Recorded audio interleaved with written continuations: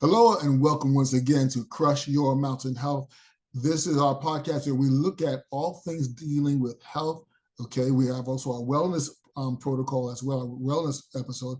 But in this particular one, I really wanted to bring it back to the reason why I started this podcast in the first place. And that is in order to show people how important and how possible it is to reverse type 2 diabetes.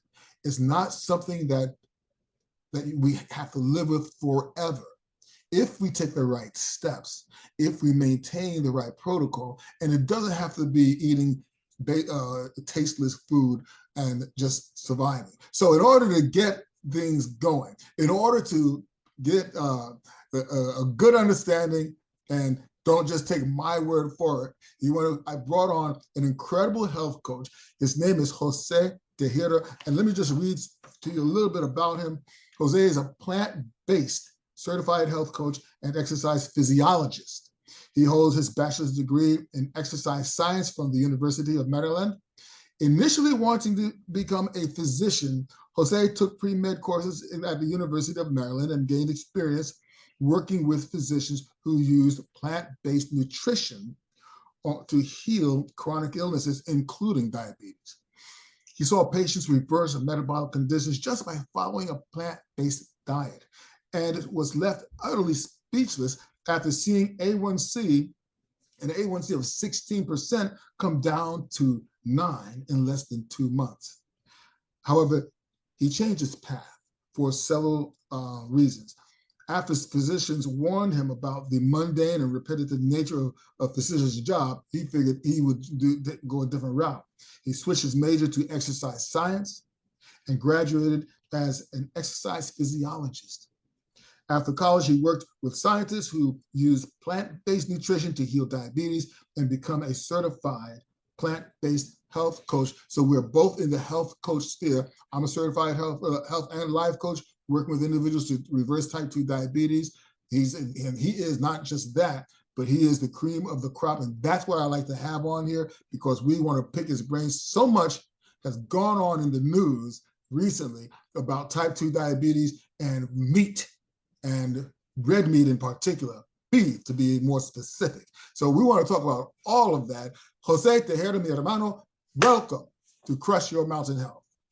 Henry, what a beautiful introduction. Thank you so much for having me here today. It's always a pleasure to speak with you. Hey, listen, you guys are incredible. Okay, I know you have a partner, Diana, and Diana Descalzi. She couldn't make it here today, but talk to us a little bit about your partnership with Diana, and also the name of your company, which is Type 2, the Reversing T2D Revolution. Tell us a little bit about that too. Yeah, well,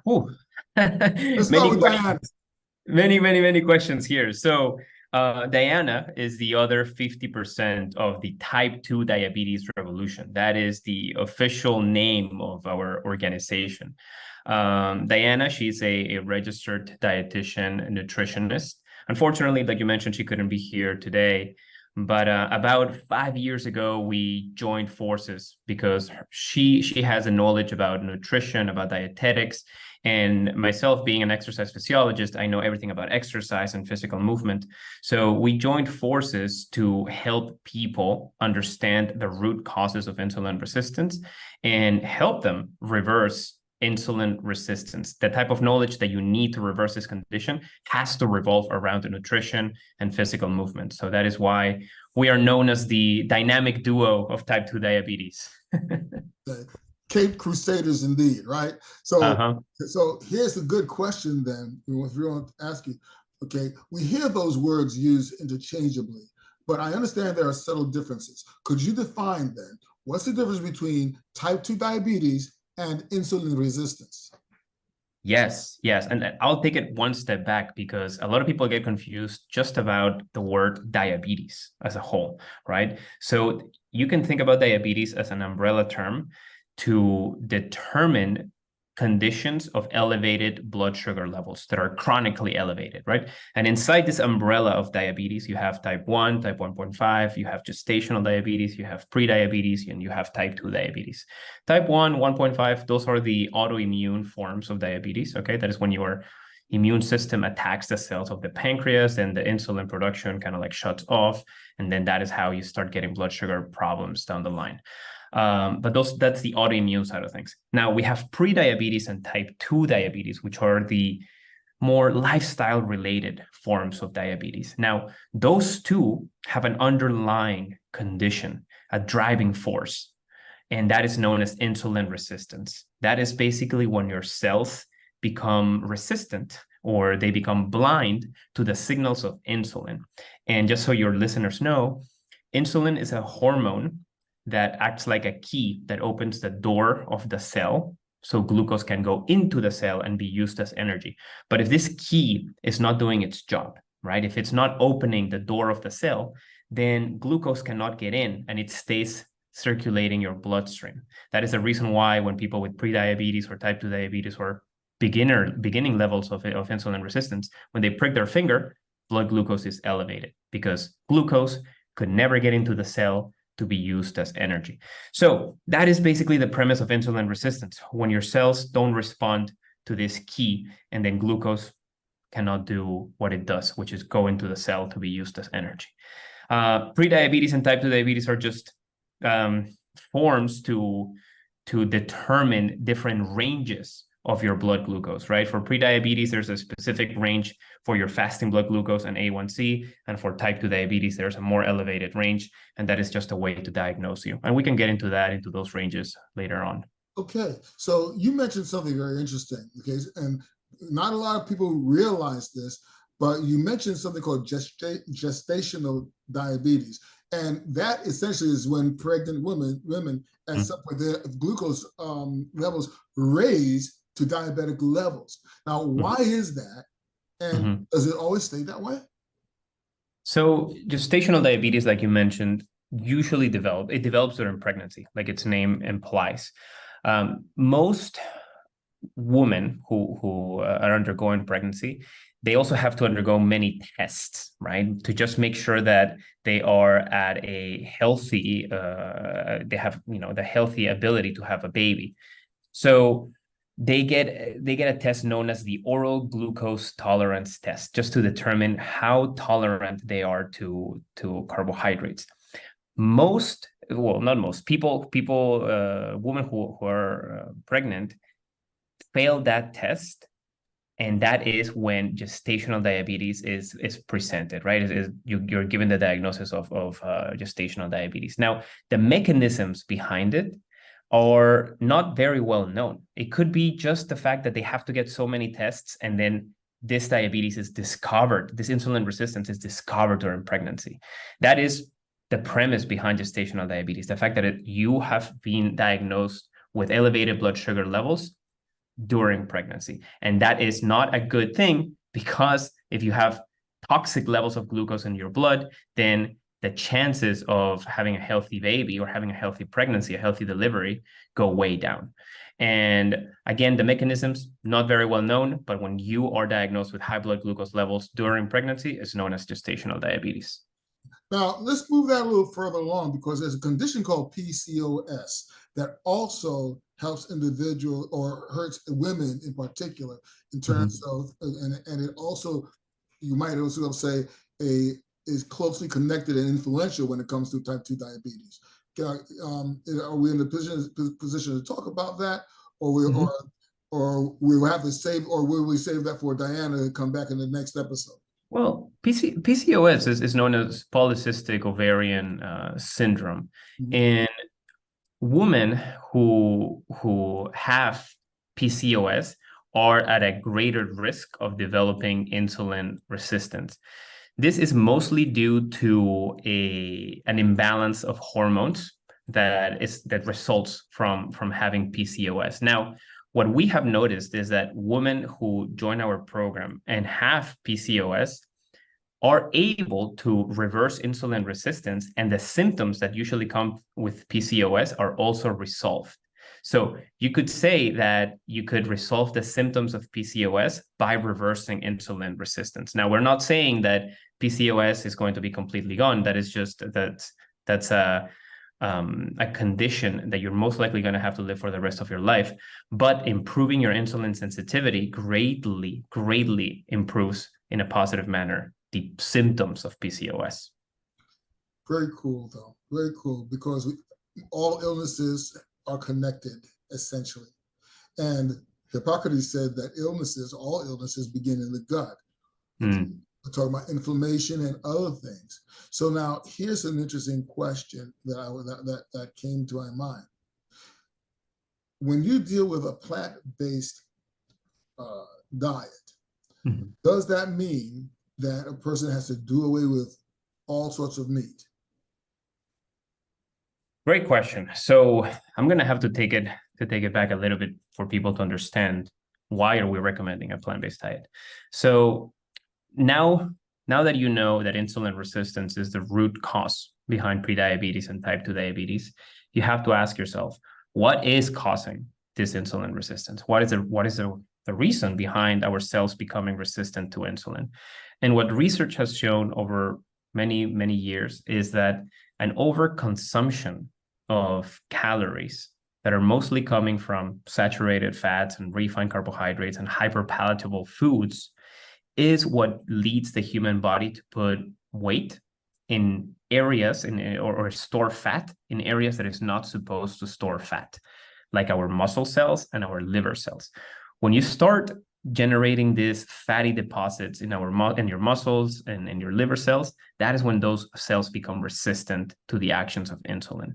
But you have to look at the diet that led to that condition, right? So again, everything trails back to hyperpalatable foods that are very high in calories, that are easy to consume, that are high in saturated fats, and that are high in refined carbohydrates. So what is the type of diet that reverses this condition? Well, you have to look at a diet that is low on saturated fat, a diet that is composed of whole foods, not refined carbohydrates, a diet that is high in fiber, in water, and antioxidants, in vitamins, in minerals, in all of the micronutrients that are good for us. A diet also that is low in calorie density and high in nutrient density. Now, once you take all of those parameters into account and you ask yourself, what is that type of diet that accounts for all of that? The answer is a plant-based whole food diet, high in fiber, water, vitamins, minerals, antioxidants, is low in saturated fat, high in whole complex carbohydrates, void of hyperpalatable foods that will make you overconsume calories. So there you go. That is why your answer is always, or most of the time, a plant predominant diet will help you reverse insulin resistance. You know, I'll tell you why I like that. You mentioned several times hyperpalative foods. Now, bottom line is hyperpalative foods, okay, stuff that just automatically super tastes good or tastes super great, okay, you don't find that in nature. This is the stuff that the food industry deliberately designed to get individuals hooked. So we're talking about Doritos, we're talking about the Hostess cakes, all that good stuff, the stuff that you normally crave. You know, I'll tell you, I'm up at 4 a.m. to do my exercises, and I have use my little phone, and I have my little music, because music is the triggering inspiration for me to get motivated, right? But strangely enough, I don't know why they do this, okay? And I don't know why they think that I want this first thing in the morning, but almost every morning, Reese's peanut butter cups, you know, the to-do list. You see, and see, people, they know, the advertising industry knows that if they repeat something long enough, right, it sticks in the mind. Well, once the person tastes that stuff, it really hits those reward centers in the brain. And now you've got to have it, so to speak. So and that's the those challenge. foods, just to mention that those foods are a combination of high fat, high amount of added sugars, and salt. Those are the three main things that makes us, quote unquote, addicted to food. In fact, there's a book out called Sugar, Fat, and Salt. It's a cookbook, and it's about the restaurant industry as well. But that's the idea, is having those three in different combinations for different things, just so to make sure that the person keeps coming back. The fact of the matter is, The food industry does not care about you. They care about your dollar and how much you keep spending. So don't have a Coke and a smile, because that smile might be the last one you get. Talk to me a little bit. Absolutely. Absolutely, absolutely. Just wanted to mention that there's a good book that actually focuses on that mechanism, and it's called The Pleasure Trap by Dr. Lyle. Okay. And reading about that book will give you some insights to understand why humans are hardwired to like foods that are hyperpalatable, high fat, high added sugars, and salt. But the premise is basically that through our evolution, we have always wanted to hold on to calories. The human body thrives with calories. So our brains are wired to like foods that are giving us lots of calories for the least amount of bites. Now, that could have been a great solution back in our caveman era, right? Where we were eating maybe once every 3 days, once every 4 days. But nowadays, where we have a surplus of calories looking at us 24/7, right? I go out to the main street and I see McDonald's, Arby's, I see all of these like calories for like $2 that I could eat. Then that is when it becomes an issue, because all of those foods, when they're consumed in high quantities, they will contribute to the development of metabolic diseases. Absolutely. So one of the biggest challenges, so you mentioned all of those fast food areas, fast food joints, they tend to be concentrated oftentimes in areas that are basically food deserts, areas where you don't have a place to grow your food. You don't even have an open air market where you can go and buy the fresh stuff. Mm-hmm. Sometimes they don't even have a store with a produce section, you see, mm-hmm. And that's often a challenge. That brings me to another thing that I wanted to touch base with you on, and that is the idea that the foods that we are addicted to, why is it so hard for individuals to look and find the good stuff? How far do they have to go? What should a person who is in a food desert, what steps should they take? Ooh, so Henry, this question takes us a little bit outside of the nutrition recommendations, and it takes us more to policy and the social determinants of health, right? It is unfortunate that we, in this day and age, 2023, and in a first world country like the United States, that we have to live in areas that are food deserts, like you mentioned, where the food that is fresh, that is whole, unprocessed food is not as available as in areas like, where I live, Washington, D.C., where we can go ahead and go to the nearest grocery store and buy healthy, quote unquote, healthy food, right? But there's people closer to the Midwest of the country that cannot have that accessibility to foods. So that is when we get into the policy and what can we do to change the country as a whole in order to make everyone healthy and not just a select few that, quote unquote, have the money to live in these areas, right? So one of the things that I would tell those people in the case that you cannot make the best selection of food would be to place an emphasis on portion control and place an emphasis on not being sedentary.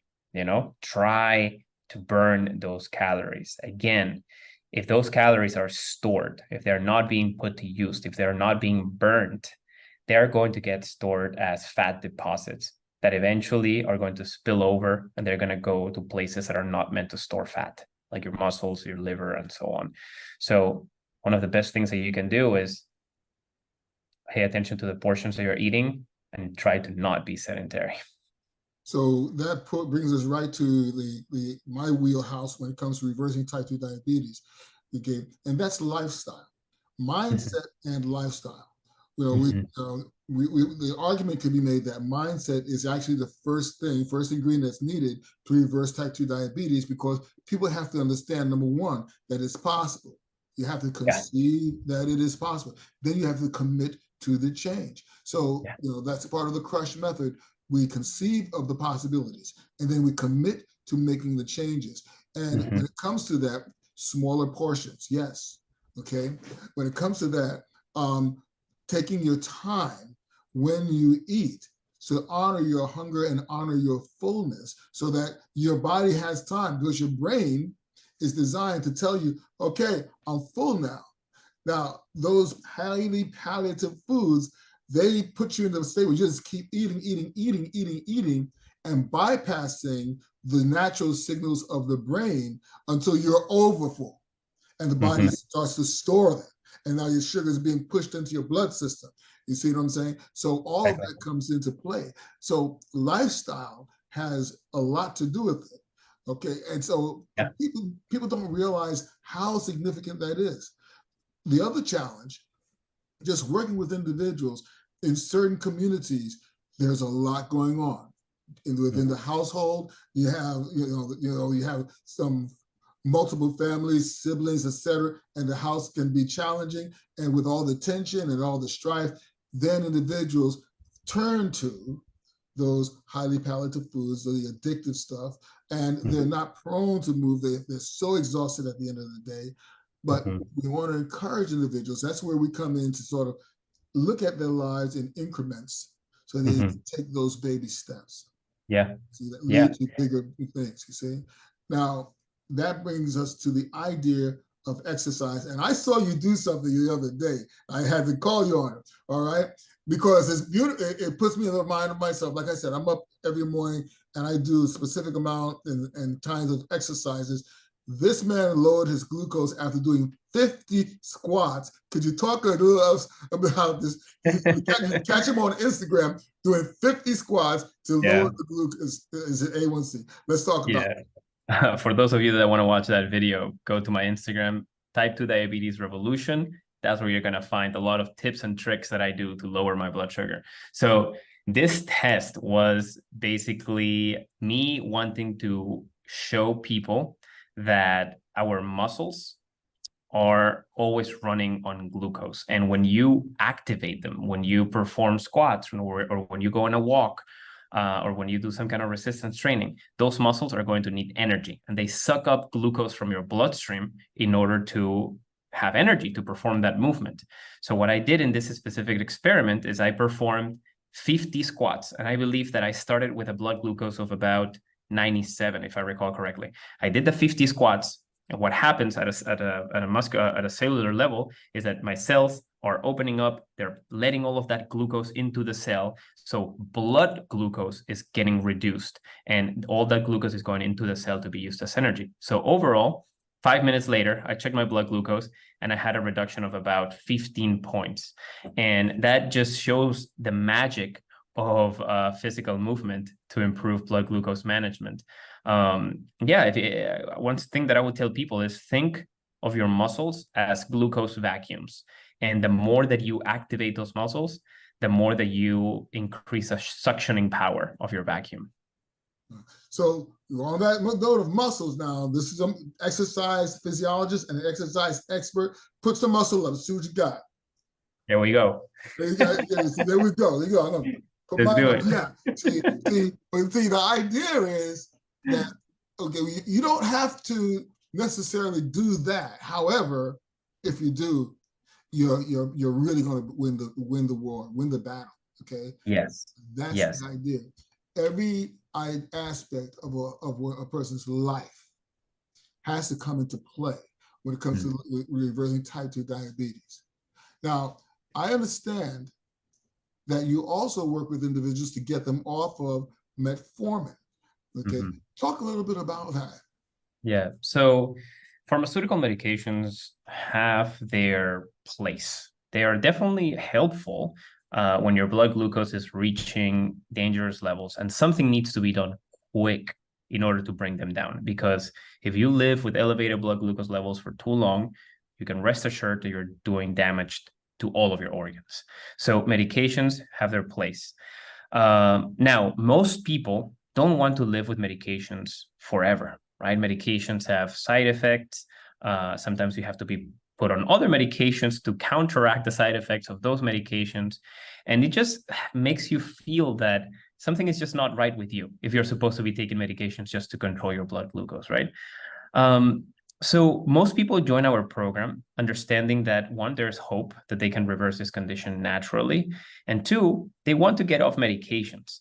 But we tell people, this is very important, Henry, this can only be done with the help of a physician, okay? So we help them with the lifestyle changes that allow them to reverse insulin resistance naturally. And once they're reaching safe levels, let's say the low 100s for fasting blood glucose, we tell them to go to their physician and start a process called de-prescription of medications. Now, Uh-oh. Looks like we're getting some they might reduce the dosage of your medication, or they might take you. okay. Can you hear me?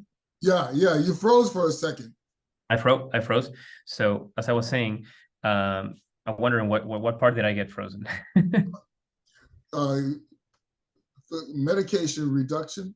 Medication reduction. So once you're at a safe level of in your fasting blood glucose, you go through a de-prescription process in order to get you off medications. And for most people that actually undergo the lifestyle change, that is a possibility to achieve. Yeah, that's where your doctor now is your partner in health, as opposed to just the curator of medication and your boss. Too many times, individuals go to the doctor. Too many times they sit there for 15 minutes, and all the doctor will do is go in and tell you how bad you're doing and what's your next prescription. And then tell you what you're moving into, as opposed to really taking the time to work with individuals. You see, and these days doctors they won't even suggest a health coach. Yeah. To help you go where you need to be. They won't even suggest to have someone who is your accountability partner, so that you can continue to move forward.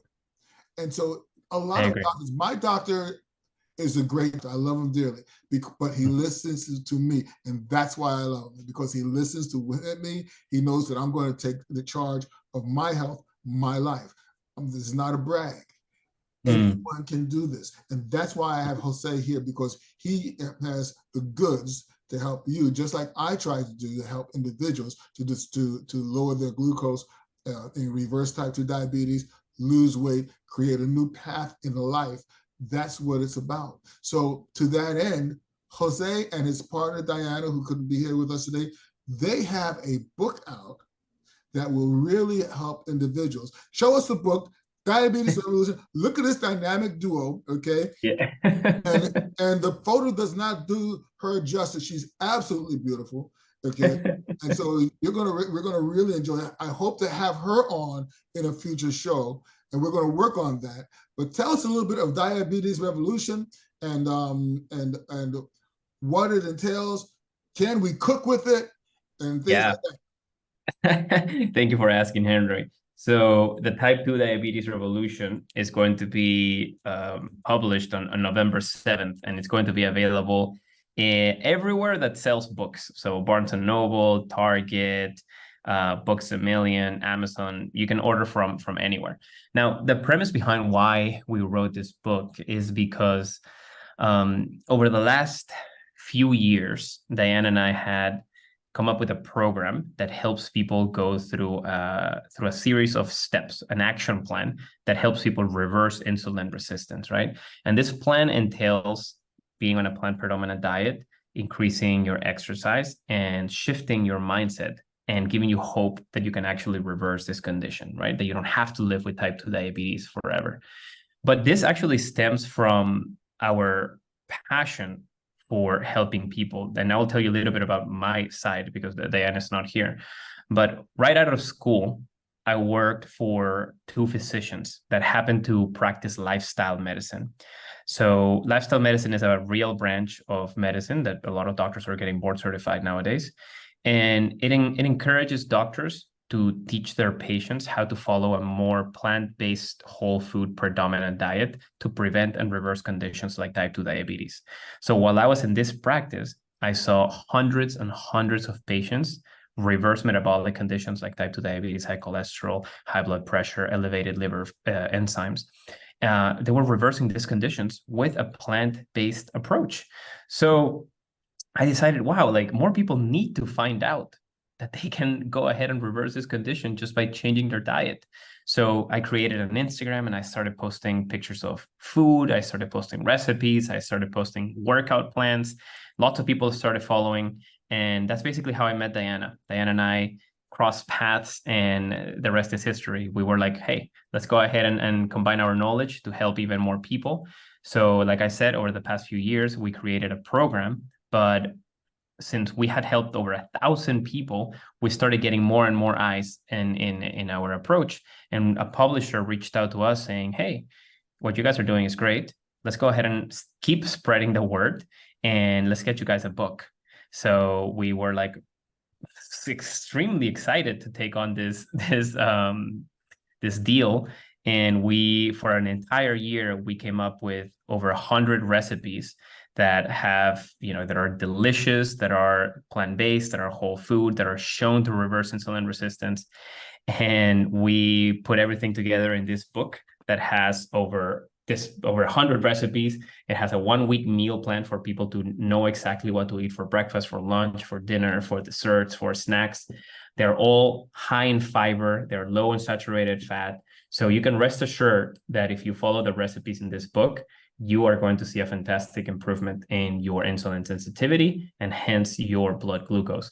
But the first 30 pages of this book are actually talking about the pathophysiology of insulin resistance. So people understand that all carbohydrates are not bad for you. A lot of people have this misconception that if you have been diagnosed with type 2 diabetes, you have to avoid carbohydrates for the rest of your life. That is not the case. There's different kinds. There's a refined add carbohydrates, and then there's a whole complex carbohydrates, the ones that are good for you. And that is what this book focuses on. Yeah, we're just super excited to reach more millions of people. And by the way, Henry, you're going to be happy about this. I just translated the book into Spanish. So in the year 2024, we're gonna go ahead and publish the book in Latin American countries. That is fantastic. And that's so very, very important too. What I have learned, and just in my personal journey and meeting so many people, unfortunately, it is the minorities, it is the Latino community, the African American community, the indigenous community. It's a shame that the foods that are actually now pushed in the indigenous communities here in the Americas, First Nations in Canada, here in the United States, often are the highly palatable stuff. And even what we call fried bread, that they call fried, that's not even when you go back far enough, that's not even a traditional food. Not even a traditional food. But just the other day, they had a First Nations celebration at the day job. And the recipe that they had to honor the indigenous people was fried bread. Now, here's the thing. We think about whole wheat or whole grain things to ingest, but then we look at the different breads out there, and you'll hold up something that they call a whole grain bread. You don't see a grain in it. What they have is that super refined flour, and that's still doing damage to the body. That's a carbohydrate you want to avoid. If you're going to do anything, try to make something yourself if you can, or try to find the old-fashioned, block brick-sized thing, as thick as a brick, that you have to saw it down and you have true fiber. You can see the grains in there. That is what will nourish your body. You see? Yeah. So all of these things are so important. But now, we talked about type 2 diabetes. The experience that I've had and come to realize what was affecting my household was type 3 diabetes. And that's something that's come to be called that recently, type 3 diabetes. People don't know about that. So what that is, it's Alzheimer's. Type 3 diabetes. Type 3 diabetes is a term that has been recently coined to describe Alzheimer's disease, right? So everything, again, you have to think about from the perspective of insulin resistance. If you have high blood glucose levels as a result of living with insulin resistance, then every organ in your body is going to receive some kind of damage, whether that is your heart, your kidneys, your nervous system, your eyes, and your brain. Your brain is an organ that also gets fed with glucose, right? But if you are feeding that brain glucose with, blood with high levels of glucose, you are damaging it, right? And as a result, the pathophysiology of Alzheimer's is not known very much yet, but people say that because of you're living with high blood glucose levels, Alzheimer's can develop. That is what we know, but people focus too much on the quick solutions, on depending on medications, on pills, and that is just the band-aid. What we need to do is reverse the true cause with our lifestyle, and that is what is going to spare our brain, our kidneys, our heart. So that is what we know so far. What is your experience with type 3, Henry? I'm curious. Well, see, here's the thing, okay? Working with family members, and this is one of the reasons why I decided to go in the direction that I went, that I've gone in, as far as taking charge of my own health. You know, because I worked very closely with one of my moms, as a matter of fact, and they didn't have these diagnoses back then. I can't believe I'm saying back then, but she went from being diagnosed as schizophrenia, but they realized that it was really early onset dementia. And I began to see a correlation. Of course, I say correlation is not causation, but I began to see a correlation between what she was taking in, eating, and how it was affecting her. But it didn't click entirely.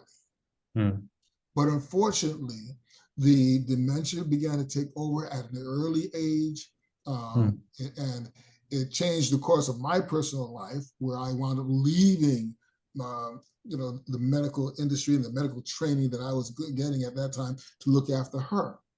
And ultimately, it got to the point where she herself no longer knew who I was, no longer knew what she was. In the meantime, I mean, she's a wonderful, beautiful West Indian woman, at least was at the time. But then dear old dad, likewise, in the good old Southern type of food that they eat down there, right? Didn't stop to realize, to think about what he was doing to his body with the food he was taking in. And so you had both sides, because as you mentioned, it affects every organ in the body, which means that it will affect a person's thinking and their emotionality as well. And so I've come across that on a very personal level, and then just working with individuals, like you see it's almost like a heroin addiction. They're saying, where they get emotional about getting a cookie, getting something sweet, because they have that need, that overwhelming craving.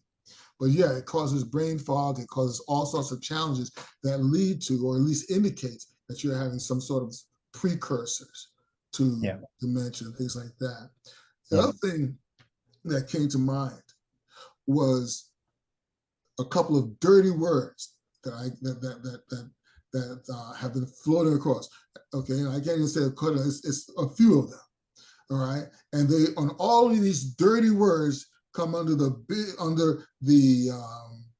profane words of big pharma. Okay, so we're talking about Ozempic, Wegovy, Jardiance, all that stuff. They started with Ozempic face, okay, because Ozempic is, if you need it, take it. If it's something that you have to have. But individuals are taking this stuff. They found out, it makes you lose weight. So now they're taking it for weight loss as well. But now here's the thing. These are not smart drugs, okay, in the sense that they target one area. So when it sucks fat out of your body, it sucks it from everywhere.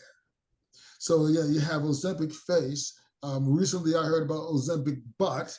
Okay, but now the scary thing is, now they're also talking about Ozempic brain, where the naturally occurring fat in the brain is being affected by the use of these drugs, and there's indications of a possible connection between that and the onset of dementia as well. Wow. So wow. That's a challenging thing, you know. Yeah. So my idea is, you know, what are your thoughts again?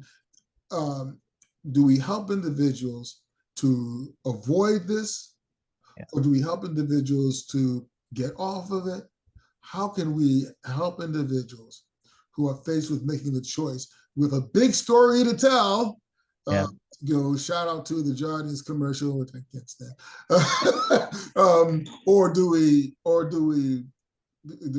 help them to avoid that path altogether?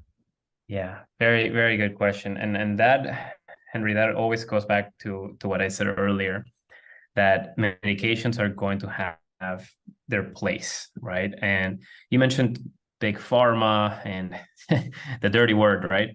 I don't sometimes I like to get into that rabbit hole, but sometimes I just decide to, you know what? Let's go ahead and focus on what we can focus on, which is like lifestyle changes. Now, whether big pharma is a big conspiracy theory that is keeping us unhealthy in order for them to make more big bucks, possibility. I don't even know, but that's a rabbit hole. Now, when it comes to the medications that you have mentioned, which are brand names for semaglutide, right? Wegovy, Ozempic, those are originally type 2 diabetes medications that now have taken the world by storm. I kid you not, millions of people being put on Ozempic for the purpose of weight loss, right? Now, what the most recent research that I have read on these medications are showing is that as soon as you get off that medication, within a month, you're gaining the weight back. Within a couple of months, your A1C is back to what it was before you started. That is just one of the research studies that I have read. Now, I actually haven't read about the Ozempic brain, but that's a very interesting point that I would like to read more about. Now, the point that I was trying to make is that just tells you that type 2, you don't have type 2 diabetes because you are deficient on Ozempic, right? Type 2 diabetes is in your body. You have it because your lifestyle habits are not in the right place, right? You're not doing what you're supposed to be doing to live a lifestyle conducive of insulin sensitivity. And that is the reason why when people get off Ozempic, the weight comes back. The A1C goes back. The fasting blood glucose creeps back up, right? So they could have helped you while you were using it. But again, that is just a Band-Aid solution to a much bigger problem that has a root cause in your lifestyle habits, not a lack of semaglutide. You know what I mean? So semaglutide, that's the word we're saying, what we're referring to, and that's the basic, let's just say the active ingredient in all this stuff. Generic, yes. So that's the thing to think about. In the meantime, what we can do are the things Jose and I talked about. We have to take our time to take the steps, use our muscles and just be choosy and choose our food. Another thing we can do is examine our lives so where we can create our space of calm, because oftentimes we're living this life. You know, your glucose is going to raise just to wake you up in the morning. And so when you get up in the morning and you're up, your glucose is going to be a bit higher. But here's the challenge. If we're living a rush life, if we're allowing things to encroach upon us, the ringing phone or cell phone, the stuff that's happening on the news, the stuff that's going on, in the cell phone that keeps us glued to it, glued to our devices. If we're not taking the time to connect with whatever nature is by us, even if it's looking at the sky, if we're not taking the time to breathe, properly, because most of us, we breathe from our chest and not from our diaphragm, not from our belly, then we are keeping those glucose levels high, and we're not really helping ourselves. So all the stuff that we take, as you said, they're Band-Aids, okay, but they're Band-Aids on a bullet wound. It ain't gonna help too long. Wow, that's the best way to put it. A Band-Aid on a bullet wound, correct. So let me ask you one more thing. We're going to circle back to food because both of us love to eat, but we eat smart, right? Okay. This recent study, I don't know if you heard about this, but they're saying 2 servings of beef will put you at risk for type 2 diabetes. Now, that is a finding that has come up as of late. I believe in a plant-based lifestyle. I do have to ask these questions though, because this is what I haven't heard. Okay? What type of beef are we talking about? Okay. What are we talking about in terms of portions? You know, just say 2 servings of beef. A serving for you may not be a serving for me. Okay. All right. And so all these things come into play. But what has been your experience? Do you have any beef recipes in your book, for one thing? No, we don't have any beef recipes. No beef. We no beef with beef though, but no meat in our book. We're trying to encourage people to be on a plant predominant diet. Now, plant predominant, like the name implies, this doesn't really mean that you have to be completely void of all animal products. We want you to eat the large majority of your calories from plant-based sources, and you can include some animal products here and there. Now, when people come to us with a problem of a high A1C, a type 2 diabetes diagnosis that is leading to complications, to very serious symptoms, we show people that the solution, that the fast track to getting healthier is a plant-based diet. Go ahead and try to stick to a plant-based diet as much as possible, and you're going to see the fastest results. Now, once you're done with the reversal process, let's go ahead and include some of the meats that you miss the most and create some balance so you can live a plant predominant diet, a plant predominant life for the rest of your life, in the case that you cannot sustain a plant-based diet for the rest of your life. Now, so that just tells you that there's no one food that is going to give you type 2 diabetes.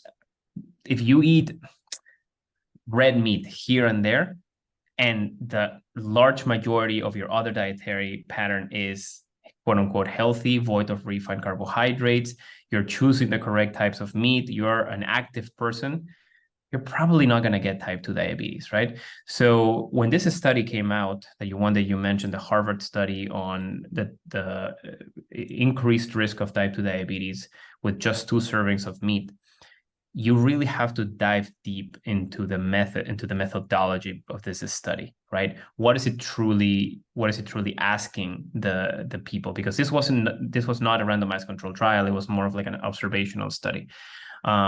This doesn't mean that it's not valid, and this doesn't mean that they didn't account for co-founding factors. They probably did, but you have to truly ask yourself: did these people that report that they were eating 2 or more servings of red meat, were they also sedentary? Were they also consuming high amounts of refined carbohydrates? Were they predisposed to type 2 diabetes? Now, when you take all of that into account, that is probably the reason why there was a higher incidence of type 2 diabetes, on why people that consume 2 or more servings of meat reported that, you know? Does that make sense, Henry? Absolutely. I'll tell you why. Okay. Over the decades, there have been all these different studies that will come up. You know, I don't know if you remember. So you're younger than me, and you got a great head of hair. So that just speaks to your youth. But back in the day, I remember when they said, "Oh, eggs are bad for you. Don't eat eggs. Your cholesterol go off crazy, and let's do this." And come to find out, they were doing this study with a bunch of overweight, smoking men, you know, who were sedentary, Mm. And hardly did it, moved. Okay, big chain smokers didn't do it. The cholesterol is out of beyond the roof. You see, Yeah. and so no wonder. But now Yeah. they found out, hey, eggs are good for you if you eat anything in moderation, Yeah. and the protein is there. It has the nutrients that you need. There are other studies that they've gone through, and at first they said, well, this is bad for you. But in a closer examination, you find that the food is not necessarily bad for you. It's basically, is it used poorly in conjunction with something else within someone's lifestyle and everything else. All those things have to come into play. Your dietary pattern, absolutely. Exactly. So that's so important, So listen, you've done so many things, you and Diana both, and I know you have your own personal story that drives you the way it drives me. Could you share a little bit about that? And then I have another question to ask you. Yeah. Well, I think I alluded to this when I was telling my story when I worked for these two physicians that practice lifestyle medicine. And in this practice, I was seeing hundreds and hundreds of people being able to reverse this condition. But there was this specific patient that came to the practice, and she was diagnosed with type 2 diabetes with an A1C of 16%. So that is sky high, dangerously high. And she was very, very scared. She was willing to do anything in order to reverse this condition, right? And she was a Spanish-speaking lady. So right after the visit was over, the doctors told me to speak to her in Spanish a little bit more about how to follow this plant-based approach so she could actually be successful at it. So I sat with her for like 30 minutes, explaining her everything that she could eat, how her breakfast should look, her lunch, her dinner. I told her also go on walks, do some resistance training, and I was writing everything down for her in Spanish. And she told me, I'm going to go ahead and do everything that you have told me to do. I was very happy to hear that. She came back 3 months later, and her A1C had gotten down by, I believe, 10 points. It was, no, that's a little too much, 9 points reduction in A1C. And she was so happy that she cried. She cried to me. She was like, my life has been saved. This has been the best day of my life. Thank you so much, blah, blah, blah. And that was a moment that I decided that something needed to be done to help more people. So that was my driving factor, and that is why my passion became type 2 diabetes and plant-based nutrition. I'll tell you, the things that drive me are very similar. I've always had this thing with individuals, I worked with this one lady, and her name was Anna. She was in the nursing home. I was working in the nursing home at the time, years and years and years and years ago. And I'll never forget, at that time, type 2 diabetes was a thing, but it wasn't a thing. You see what I'm saying? The way it is now. And, but Anna had, she's T2D. She was such a wonderful lady. She always encouraged me to go out and marry a nice girl, which I did. Been married for 32 years now. But the thing that broke my heart, I remember, is when, I came in one day and I asked the nurse, I didn't see her because she usually sits and laughs and sees me. And I said, well, where's that? She's in the hospital. They're going to help her with her diabetes. I said, okay, well, maybe they're going to get it better. Well, when she came back, she was a totally different person. She was so depressed. You never saw that smile again. And the thing about it is that both of her legs had been removed. I've had other friends who lost limbs. And of course, my own family members likewise.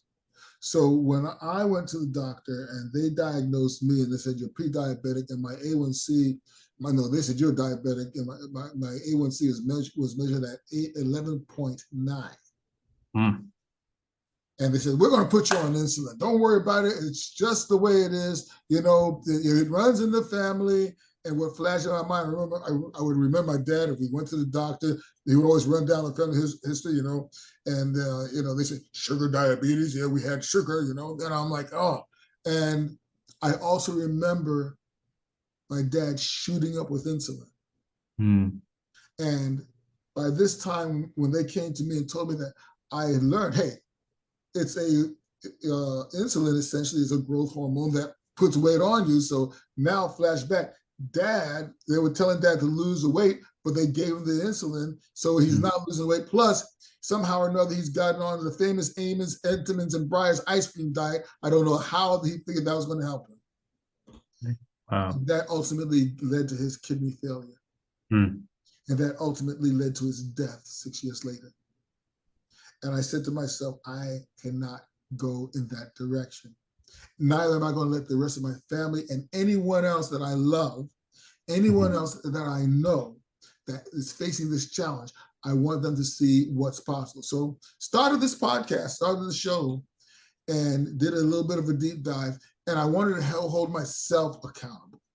So by the end of the show, I was able to say that my monitor was well above 300 when I started, but by the end of it, it was down to 93.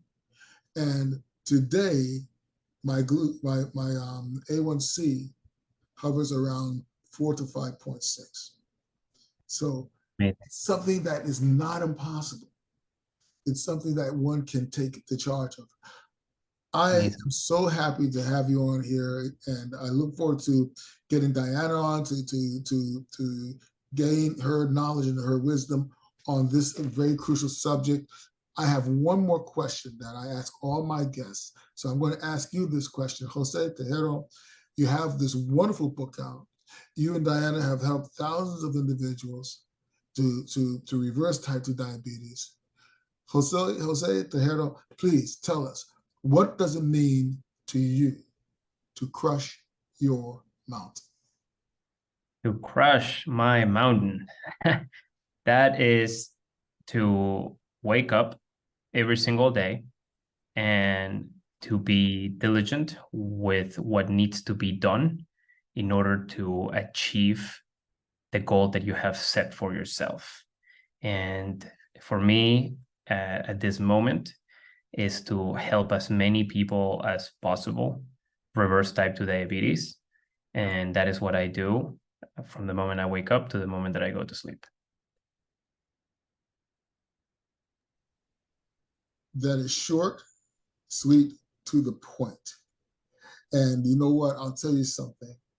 In so many ways, it speaks volumes because it's your mission. It is. It's like Robin Sharma, the speaker, says, it's your mighty mission. And that's the whole understanding, that when you have a condition like this, it is not impossible, but we have to make it our focus. We have to make it our mission. We cannot allow anything to distract us from our state of health and wellness. You have to think about not just your health and your lifestyle, but thinking about the family members that you touch. Think about the individuals that you are helping by just your example, the legacy of health that you're leaving your children.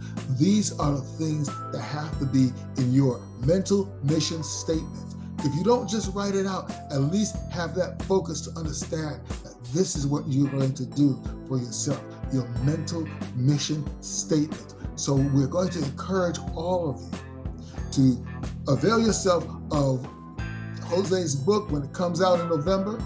Avail yourself of him on Instagram. Look me up also on Instagram. You'll find Jose at Reversing Type 2 Diabetes Revolution or Reversing T2D Revolution at Instagram. Of course, you'll see me at Diabetes Reversal, Type 2 Diabetes Reversal. You'll also see me at Hankster OG. Okay, those are my Instagram accounts. But the important thing is, again, make your doctor your partner. Have him work with you to get off of the medicines and have the gumption, have the determination, have the mission of reversing type 2 diabetes by your lifestyle as well as your diet and your exercise. Those are the holy three that you want to involve. So again, folks, don't just climb your mountain, crush through it. We will see you next time. Jose, man, thank you so much.